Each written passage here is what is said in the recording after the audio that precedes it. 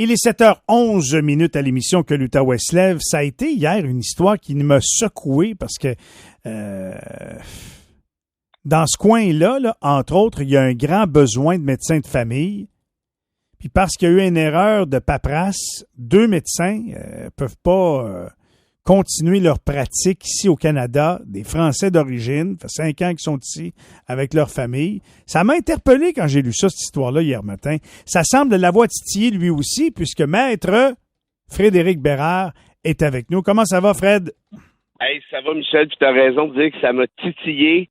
Puis ça m'a titillé en diable de pas t'appeler dimanche soir parce que de pas t'achaler avec ça, mais moi, j'ai parlé à la dame, au docteur Branco, dimanche, parce que, bon, tu sais que Rivière-Rouge, c'est tout près de Mont-Laurier, c'est mon coin d'origine. Oui, ben oui. Et puis mon grand-père a travaillé à cet hôpital-là à l'époque comme dentiste, donc il y a toutes sortes de ramifications.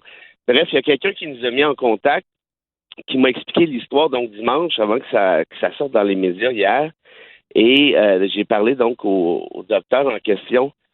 Hey Michel, je te le dis, là, j'étais mauve, puis mauve, pas mauve pâle, là, mauve bien foncé. Parce que là, on se casse en deux, en 1000 et en 1 million pour attirer des médecins, comme tu sais, Ben oui. partout au Québec, mais particulièrement en région, et particulièrement dans les Laurentides. Il y a un problème criant, puis ça fait plusieurs années. Écoute, j'ai un de mes chums, Patrice Deslauriers, qui travaillait pour attirer des médecins dans la région. Là. C'était sa job à temps plein. Il allait chercher en Europe, là. Tu vois, genre? Oui. Ces gens-là sont venus ici, pas parce qu'ils étaient obligés, là. Ils sont débarqués dans les Laurentides, pas parce qu'ils étaient forcés par qui que ce soit. Ils sont allés là, ils sont demeurés là, parce qu'ils sont tombés en amour avec la région. Point à la ligne. Ils ont 2 enfants. Un gars de 19 ans, une fille de 12 ans. Qui, eux aussi, évidemment, ça fait 5 ans qu'ils sont là maintenant, adorent le Québec, veulent rester ici. On a 2 médecins qui font de la médecine familiale, qui n'est pas nécessairement une médecine toujours simple quand on la joint comme eux font. Et qui reçoivent à leur cabinet 2700 patients. Et voilà. Tu sais, ou clients, 2000, là. Ouais. Je sais pas si tu as une idée, là, mais 2700 patients dans les Laurentides, c'est du monde anti-pépère. Pas à peu Puis près. ils continuaient d'en ajouter à leur liste, pas parce qu'il y avait beaucoup de place, mais parce qu'ils disaient qu'il en manque tellement que les gens nous remercient avec les larmes aux yeux quand on accepte de les prendre comme médecins de famille et autres. T'imagines-tu? Et son conjoint qui s'appelle Dr Ménard, si ma mémoire est bonne. Jean-Louis Ménard, oui, effectivement. Bon, voilà. Bon, ben lui, en plus de ça, faisait de la médecine à l'aile psychiatrique de l'hôpital. Bref, du monde dévoué, là, OK? Parfait, on est là dans le top du top de chez top. Il n'y a rien à dire, sauf qu'Immigration Canada, et là, elle me l'a raconté l'histoire, je te dis, j'ai failli garocher mon téléphone de l'autre bout du trottoir, aurait envoyé un courriel qui est resté un peu flou. Et là, elle a reçu, parce qu'elle avait reçu son reçu de l'hôpital pour démontrer qu'elle travaillait à l'hôpital, mais le reçu que l'hôpital lui a fourni n'est pas le bon numéro. J'ai jamais vu ça. Moi, c'est quoi un reçu Moi non plus. d'hôpital, Je me demande de quoi tu parles.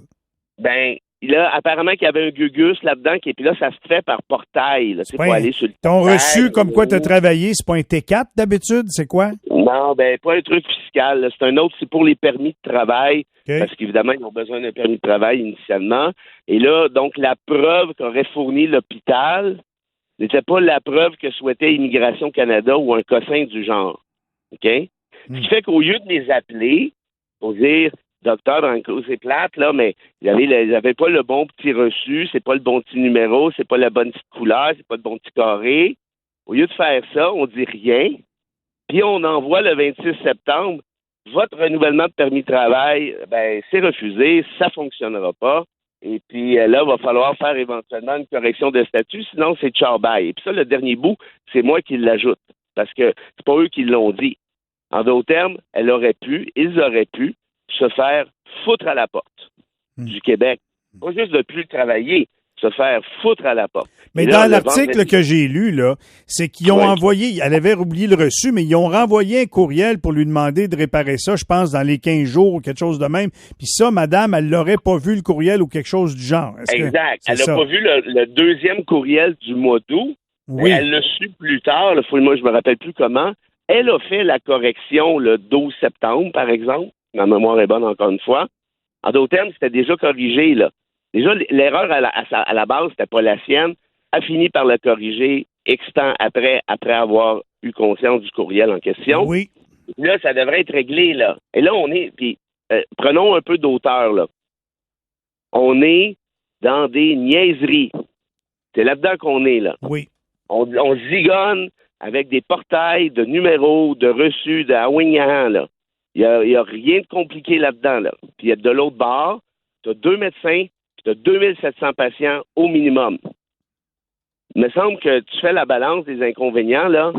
Il me semble que c'est pas dur de savoir de quel bord tu penses. Mais là, le problème, là, c'est que je sais pas à quel niveau c'est allé dans l'échelle des choses, là, à l'immigration, mais l'employé qui répond au téléphone ou qui traite des demandes, lui, là, c'est comme un robot mécanisé. Fait que lui, c'est by the book, c'est ça, c'est non, c'est en retard, t'as oublié ça, je t'ai envoyé un courriel, c'est ça. Je comprends. Mais à un moment donné, ça, mon point, c'est ça. Là. C'est que arrive un moment, regarde, la bureaucratie engendre la bureaucratie. Et non seulement la bureaucratie engendre la bureaucratie, puis comprends-moi bien, là, ma mère a été fonctionnaire toute sa vie. Je pense que ça a été une bonne fonctionnaire, diligente et efficace. Puis j'en connais des tonnes qui sont de bonnes fonctionnaires, des bons fonctionnaires, des gens efficaces. Le problème, c'est pas tout le temps le fonctionnaire lui-même. En même, je te dirais, c'est rarement le fonctionnaire, c'est rarement la personne.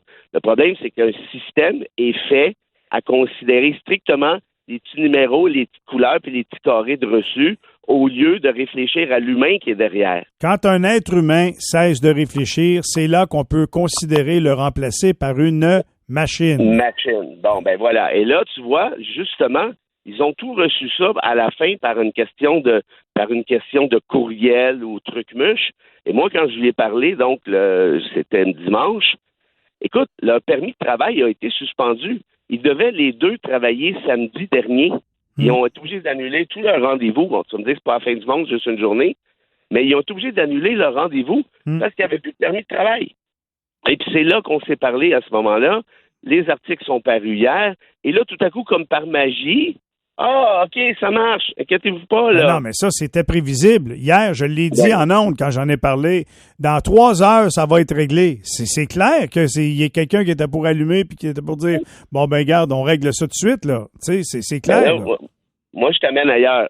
Mettons que tout ça a juste pas de bon sens, mais qu'au final, ben, c'est pas trop la fin du monde parce que ça a été réglé rapidement. Moi, j'y ai reparlé hier soir au Dr Branco. Puis, elle a reçu un courriel uniquement en anglais, Immigration Canada. Elle parle pas anglais. Ils sont 2 Français.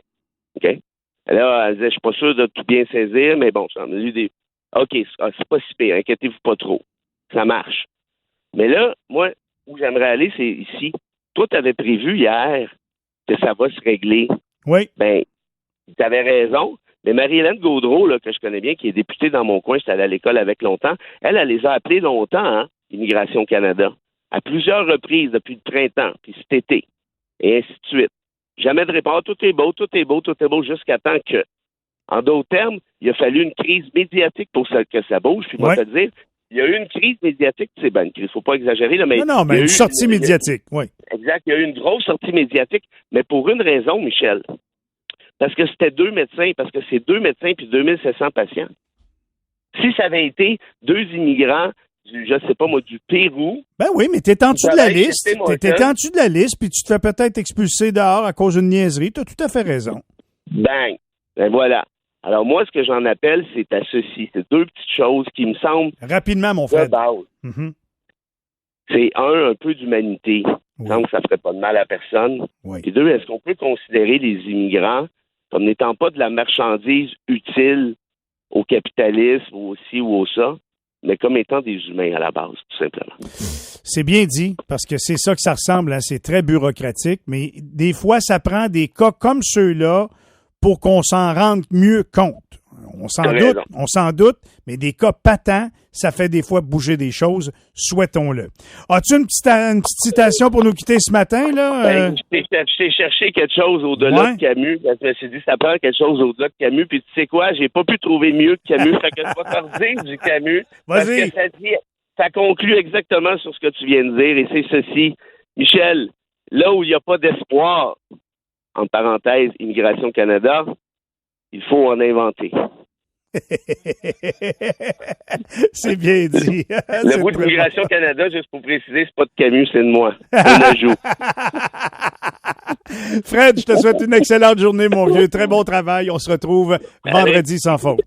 À vendredi, faites-vous pas expulser. Bye. Bye-bye, Fred Bérard. 7h21. Deux dossiers qui méritent qu'on s'y arrête ce matin, notamment une genre de réforme de la loi 20 sur le domaine de la construction.